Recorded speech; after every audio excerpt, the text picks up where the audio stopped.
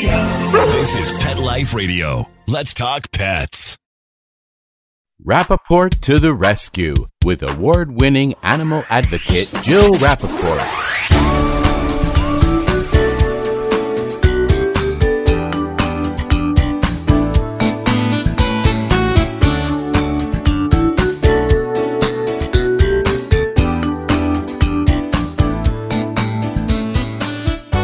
Hi, welcome to Rappaport to the Rescue. I'm Jill Rappaport. Well, we took a little bit of a break, a little hiatus. It was a summer break, a little into fall. We always had planned to take a little time off, but then I had lost my beloved dog, CJ, who, believe it or not, was 20 years young, never sick a day in her life, but died suddenly in the end of July, and I really needed time off because that made it 3 of my beloved rescue dogs that I have lost since COVID started. And then I was checking in with Bill Berloni, and he has lost multiple dogs during this time too. And the wonderful Bill Berloni now, who has been with me on this podcast since we started over a year ago. Bill, I am so happy to be back with you today. We had a little time off, but we needed it, didn't we? We sure did. I mean, so much is going on with the world, and when you lose a family member, especially one of the fur ones, it takes a little time to get back on even keel. And Bill, you lost several dogs in the last year, didn't you? Well, we lost 3 as well, but we have over 20 that live in our house, so there's a little more attrition, with that. But it doesn't get any easier. And when it does get easy to lose a pet, that's the time you shouldn't have pets. Oh, I know. Every time you lose one, it's a physical pain where literally you can feel part of your body, and it's obviously our heart goes with them. And there isn't a day that I don't think about all 3 of them, including all of my multiple pets that I've lost over the years. Something will happen during the day. I'll see something on TV. I'll see something when I'm driving, and it will remind me of any one of my beloved animals that I had in my life and the indelible mark they've left on our lives. And I know we were always talking about taking off, August and September. And we started a little bit earlier because after I lost CJ, and again, she was 20 years old, never sick a day in her life, a Havanese who literally had a heart condition. And then the second time walked up the stairs after we knew she had a heart problem. 3 weeks later, she passed out and went to heaven. And if I could have that life free of illness and pain and living till 20 years old, I would sign up right now for any of my dogs. But yet, even when she went, it was so horrible and so sad, and I miss her so much. And I know that's how you feel, Bill. And I'm so happy that we were able to regroup and get back on now for Adopt a Shelter Dog Month, because this is what it's all about. October 1 starts this campaign that has been around and reminds people, let's open up our hearts and homes to these animals. And I feel so blessed to have this podcast, to work with you, Bill, and to remind people again, if you're thinking about getting an animal, please go to your local shelter. It's so wonderful. And what you get back, you can't put into words.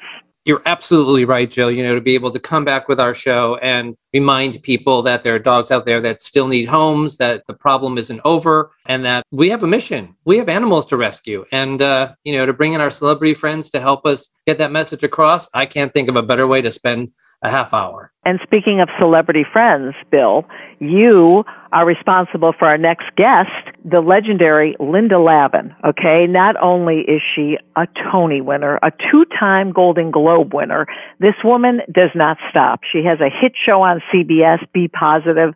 I loved her in Alice. I'm really dating myself now, but she is amazing. And she and her husband, Steve, have really made it their life's mission to take care, rescue, adopt, and gloat about the wonderful joys of rescuing a shelter pet. Thanks to you, Bill.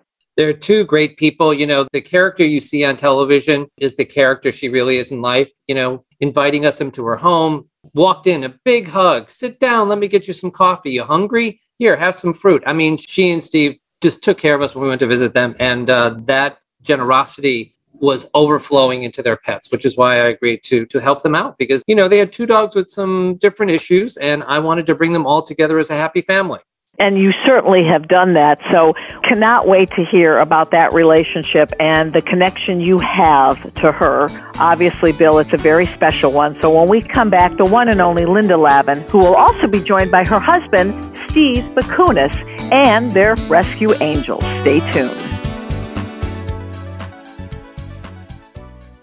How many of you have pets? My hand's raised. Now think about how lucky you are to have such a sweet little pet in your life, and that pet is lucky to have you too. But unfortunately, there are countless pets out there that don't have a home to call their own. However, Bob's from Skechers is trying to change that. So we developed Bob's for dogs and cats to help pets in need. With every purchase of adorable Bob's footwear or fun, stylish apparel, or even the cutest Bob's pet accessories, Skechers makes a donation to Petco Love to help save shelter pets. And with your help, we've already saved the lives of over 1 million pets and raised over $7 million.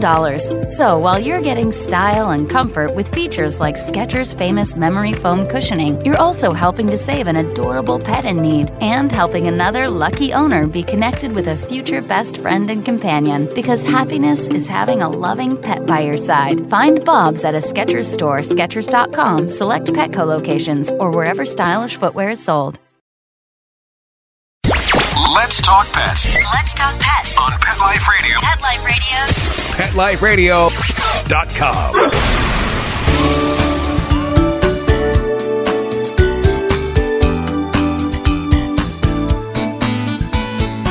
Welcome back to Rappaport to the Rescue. I'm Jill Rappaport, joined, of course, with our wonderful Bill Berloni, my partner in crime, and we are so excited to kick off Adopt a Shelter Dog Month, which is October, with the wonderful, legendary Linda Lavin. Linda, we're so happy to have you here. Thank you so much. I'm so thrilled that you wanted to invite us and that we are connected through Bill. And may I introduce my wonderful husband, Steve Bakunas, who's sitting next to me. Yes, I was about to say you have your better half with you, along with your four-legged fur angel. So tell us, you're there with your husband. We're so happy he's part of this podcast because we want to hear all about your wonderful relationship and your fur angels.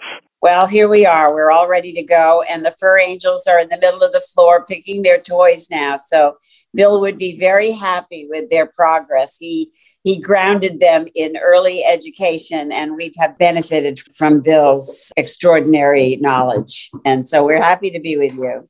Well, Linda, you've always been a huge animal lover. That I know about you. And I go back to being a fan, back to the days of Alice. I mean, I've always adored you. And I had such a laugh the other night seeing The Intern again when you gave Robert De Niro the finger during the funeral. Yes. I loved it. You are just hysterical. And now you have this amazing show on CBS, which we're going to talk about in a minute. But let me go back to your love of rescue animals and you and your husband, the bond you have with rescuing, saving, and adopting. Why don't you tell us about that? For me, it all began with a dog I met on a tennis court about 40 years ago who walked right up to me and said, "Take me home." And as a child, I had one dog, and I had to beg my family for this dog. The family was not dog friendly or knowledgeable about animals. And in those years, as some of you older people will remember, dogs were allowed to run free. So you got a dog, and you didn't have to see it all day. And you know, families just took it or left it. And we live in such a different time now when the leash law came in. When I moved to New York and people had dogs and dogs were pooping all over the place, so much civilization has happened around dogs. When I moved to California after years of living in Portland, Maine, where I grew up, having my little dog Spotty, who ran away from the world of mirth. He was a circus dog, and he was given to us, and he was a nightmare, but oh God, I loved him. And he ran away all the time. So my history with dogs is not educated and not knowledgeable. And I grew up and I moved to California to go to work on Alice. And I was on this tennis court, and this wonderful mixed dog came up to me. It had a Rhodesian Ridgeback mix in it. And she was lovely. And I took her home, and she immediately ran away. And this went on and on and on. She'd come back and run away. So she was my first rescue in a way. I didn't work through an agency. Clearly, I just picked her up. Little by little, she learned, and I learned my responsibility to her. And I named her Lovey. And then I got another dog, not a rescue. And she was a golden retriever, and I named her Sweetie. So I had Lovey and Sweetie, and I was living in the Palisades and then in Malibu. And then another dog came and found us. And I called the owner, and he didn't want the dog back. So I named her, and we kept her. She was my first Daisy. The dog that Steve and I have now, one of the two, is named Daisy. Little by little, I learned. Then years later, I adopted a Rottweiler. And boy, that was important in my life. And then I met Steve. And the Rottweiler's name was Roxy. And Steve and Roxy fell in love, as did Steve and I. And we became a family. That is so wonderful.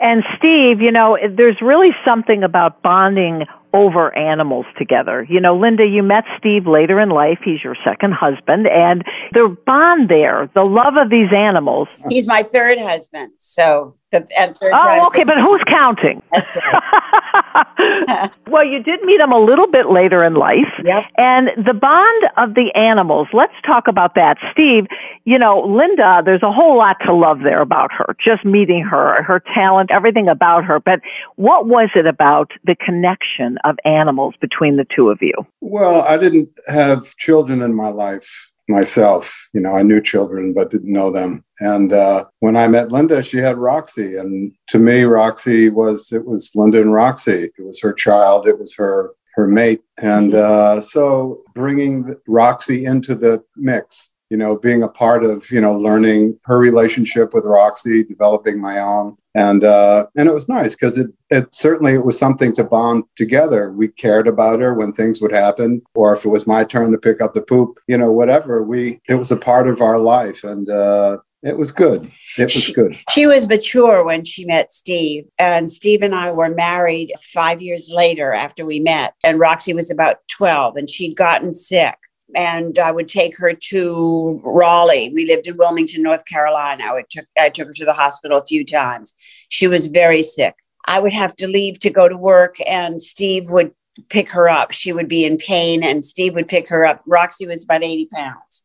And he'd just carry her across whatever street she couldn't walk across. And Steve really took care of Roxy the way I had been taking care of her all those years. I had her trained by a trainer in North Carolina who trained bird dogs. And he taught me that this dog would protect me in Central Park at 3:00 in the morning. He said, all you have to do. Well, wait a minute. What would you be doing at Central Park at 3 a.m? Never mind. Never mind. Some things don't get discussed. But, she was my guard dog, and she was my soulmate. She was, as Steve said, my mate. And then we became a family. And I'll just end the story of Roxy and get on to adopting with this. Steve and I got married on Valentine's Day in 2005. Roxy took a picture with us that morning. We went off to get married at noon. When we came back, after we'd had our pictures taken with her in the house, and she had a scarf around her neck, all dressed up for the wedding, she said to me, okay, you're married, I'm going now. And she died the next morning. She started to die. Oh, my goodness. And she left. She had a stroke. She was wandering the house. And it was an amazing, miraculous event that makes me believe how important that bond is. I know that she stayed around for the wedding. She stayed around to make sure that Steve was going to stay and that I was okay. And the next day we gave her freedom. And, you never get over the loss of a dog, as you don't a person. You grieve, you move on. But it took a couple of years. And I said to Steve one day, I'm talking to the kitchen floor now. I need another dog. When I start talking to tiles on the floor, I know I'm in trouble. And I do. I talk all day long to our dogs. And so when there's not one there, I make it up. And so we got another Rottweiler, and she didn't make it. She was not well. She was overbred. And that was 2 years that we had Stella. And we were creating and running our own theater in Wilmington, North Carolina then. And then one day, and Steve said, I don't think I can go through this again. It was deeply distressing to lose 2 dogs in 2 years. And because we were attached, and we named the theater, a part of the theater, after Stella. I mean, it's a deep bond. It's a beautiful story. 2 years later, I said, well, I've been going to the shelter in Wilmington. I didn't want to tell him. I felt like I was having an affair. I was sneaking around going to shelters looking for a dog. And one day I just said to Steve, I love it. Look, truth is, I've been sneaking around and I've been looking for dogs, and they're all big black labs and they're crazy, and I don't want one of those. But will you go into the shelter with me? They said to keep coming back. And that morning, April 11th, in 2011. No, earlier than that. But I know it was April 11th. We walked into the shelter in Wilmington, North Carolina, and there was Mickey, a little Jack Beagle mix. And he was sitting very quietly among all those crazy dogs. And you know what? Your dog's barking because mine's barking in the background. Oh, maybe that's it. And you found it. Oh, you're right. Isn't that funny? Now they're all barking in unison. What a beautiful thing. Right. I love it. She's going to run around and look for it. That was our first shelter dog, was Mickey. So it's 12 years. So 12 years until last September, 12 years ago. Mickey got me through the pandemic, and I took care of him. He had a liver cancer, and we had 12 fantastic years with this dog who only wanted to be with us. He didn't need any training. He had been with people. He had run away from them. And we rescued him. And all he needed was a bed in every room of the house. And he would stand still and wait for directions. And you would just say, you can lie down now. And he'd say, okay, I didn't know for sure. And then he would lie down. Or if you said WALK, that's all you had to say was once. He could walk for miles. They're amazing. They are. Oh, the comfort and the love they bring us. There is no words to describe that. And Bill Berloni, that is how we made the connection today with Linda Lavin. Bill, tell us about your relationship, how you came to Linda through rescue. Actually, I got a call from Bernadette Peters. She said, a friend of mine just adopted 2 dogs. Do you think you might be able to help them with some training? And I said, well, sure. I'm not too busy. And she said, well, it's Linda Lavin. And I said, well, is she good with dogs? I mean, I didn't care who it is, but if they're good with dogs. So we exchanged phone numbers. We had a phone conversation. And I went up to meet Linda and Steve. And I got to hear all these stories in first person. But I was actually seeing how they were with their dogs before I decided if I could really help them. So it was through their recent adoptions with the help of Bernadette Peters that we met. And you know, Linda, I also am just as I like to call them, a 4-legged fur angel parent. I had 6 rescues, and when COVID started, and since COVID started, I sadly have lost 3. I'm down to 3. It's so funny, you know, you talk about having 3 dogs, and people think, wow, that's a lot. I feel like it's so quiet with the 3 because I had 6 a year and a half ago. And I know what these dogs have meant to me through COVID, loneliness, loss. I mean, they are my soulmates. And the unconditional love, you can't even put into words what really that means, because the support and the attention and the comfort they give you, there are no words for it. You know, you're absolutely right. When I was stuck in the epicenter in New York City with Mickey, and I had flown Mickey back from Los Angeles, where we'd been living for a few years. Mickey was a wonderful traveler. He spoiled us. We have 2 fabulous dogs now who are Daisy and Max, and we're sitting in the same room with them now. And amazingly, they are playing with and quiet and enjoying life, playing with their toys. And that has taken the work that Bill has taught us. But when we found these dogs, I just want to talk about that. As you talk about the loneliness and the isolation of the pandemic, you know, our dogs got to know us better than ever because no one was going anywhere. We were all home. And Mickey would look at me like, you're still here? You know, it was used to me not being. And there were the moments where I would go out to the grocery store. That was upsetting because they were so used to us being there 24 hours. And that was the break from isolation, to have each other, to be together. There's nothing like it. And we wanted it again. And so we started talking about adopting. Bernadette asked me if I would come to Broadway Barks and bring Mickey. And I said, Mickey's passed, but I certainly would like your help with, if you could help me. I'd started looking. And so she connected us with the Westchester SPCA.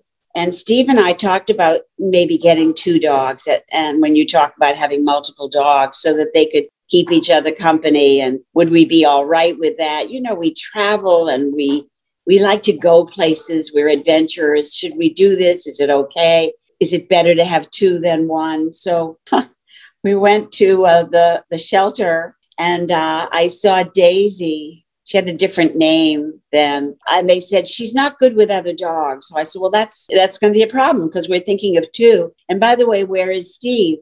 And they said, oh, he's gone into the building. And I walked into the building, and there was Steve, who had said, I don't think I can do this. I'm not sure I can fall in love with another dog, but holding a dog the size of, well, he was about 35 pounds then.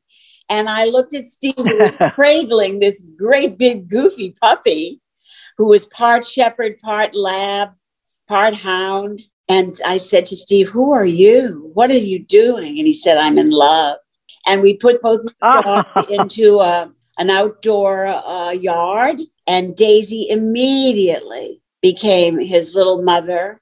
And he let her be. And they played together. And we said, we'll take them both. And we came back the next day, and they've been ours ever since. So, the moral of this story is you don't have to make a big decision before you go over and find someone that you'll connect to or fall in love with or just can't live without. That's what happened for us. It's so true. And, I feel like it's just me and my pooches, but I know that friends of mine, their relationships, when you have that bond, that strong connection, Steve, and I'm sure you agree with this, it just makes you that much closer. Don't you agree? Indeed.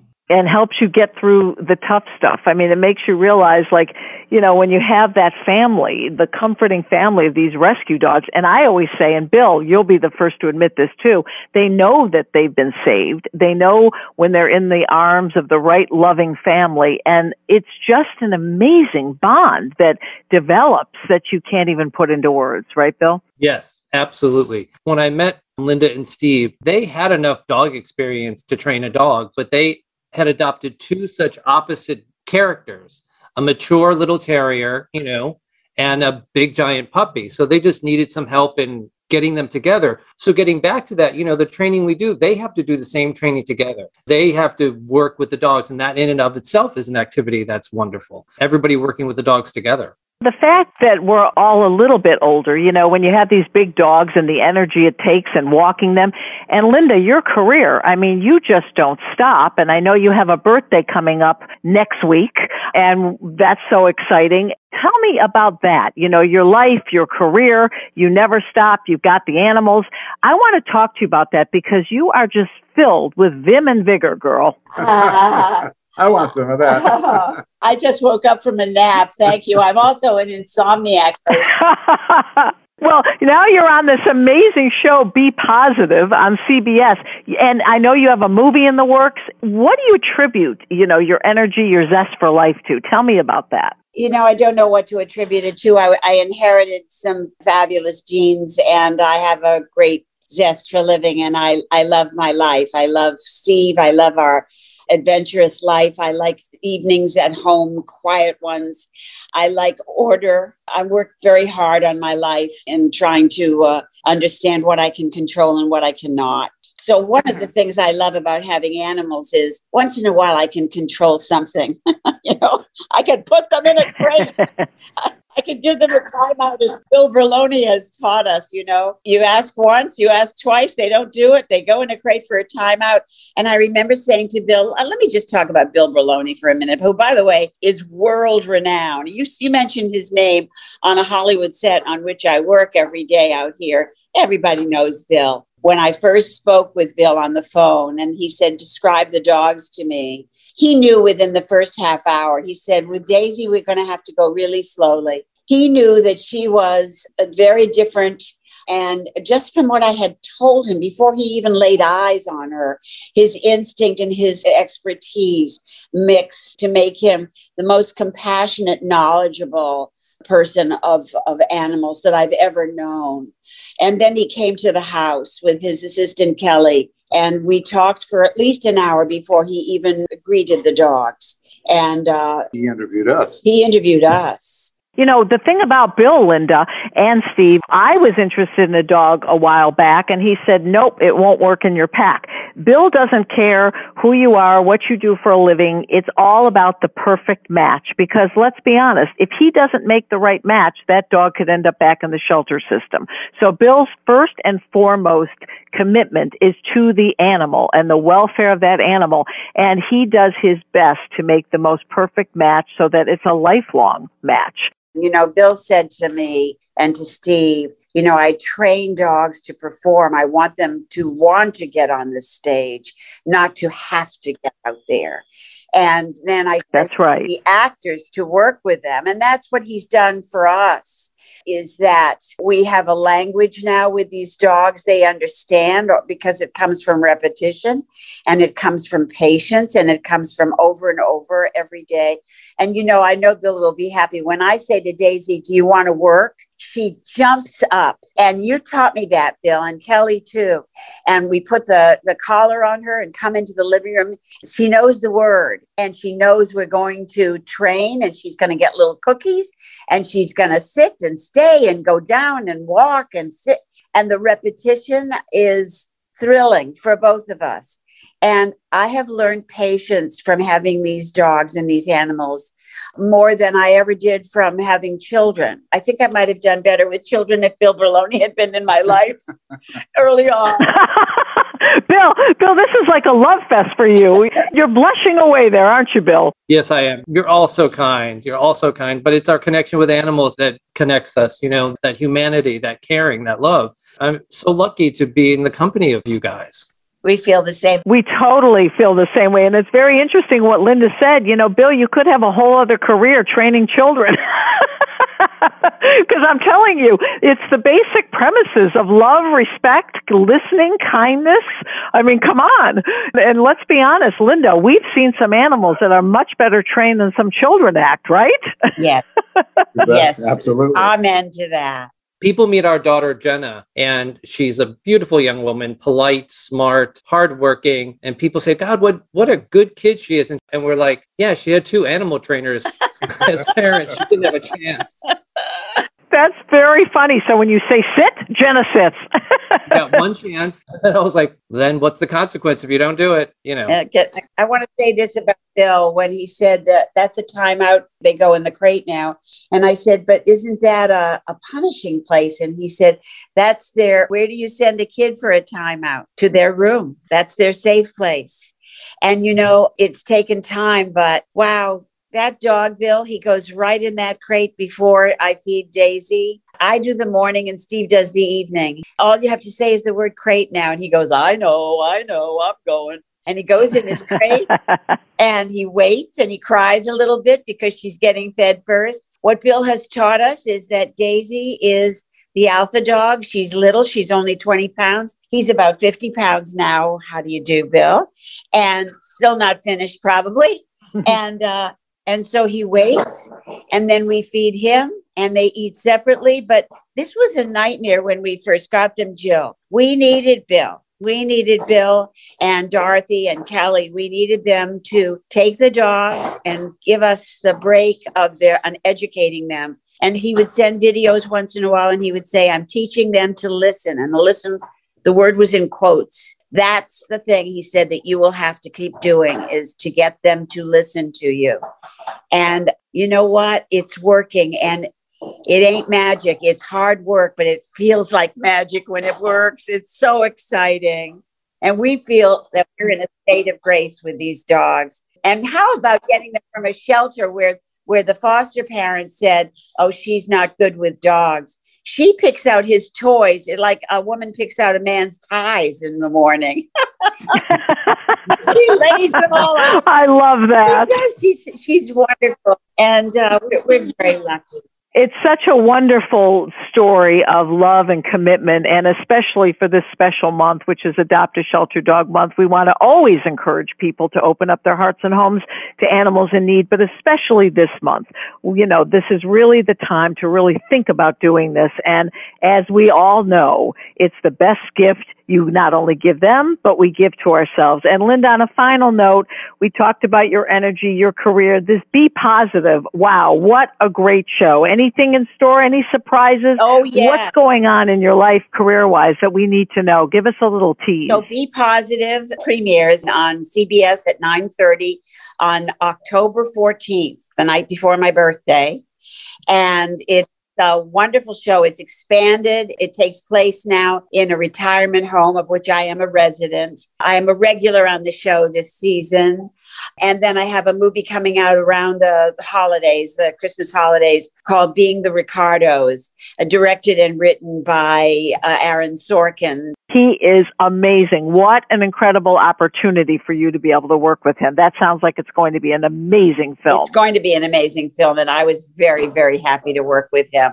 Let me say one thing before we end about adopting. These two dogs are in harmony, and they are content, and they are happy, and they are willing to learn, and they are saved, as we all have been at some point in life, from a difficult situation. And as you said earlier, they know it somewhere in their spirit. And even if they don't know it, they are in a better place because we've come along. The SPCAs all over the world are taking dogs out of high kill shelters, which is what Daisy survived. And Max was a baby. But what you inherit when you rescue a dog is the past that they have come from. And you get to give them a new present and a great future. And you give yourself a great, fun life. We laugh a lot because of these dogs.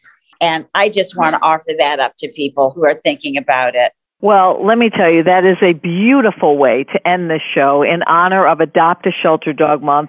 And Bill Berloni, great job making the match of Linda and Steve's lifetime. This is a beautiful story. And again, we are so thrilled that you can share this with our listeners because it is so important to do. And once people do it, they can't believe they hadn't done it before. That's true. So Linda, Steve, thank you so much. Continued love, success. You've got everything going for you and all the blessings in the world that you deserve. And we're so thrilled that you were able to be part of Rappaport to the Rescue. Well, aren't you wonderful? You are a great interviewer. And by the way, Bill Berloni is the hero of this entire story.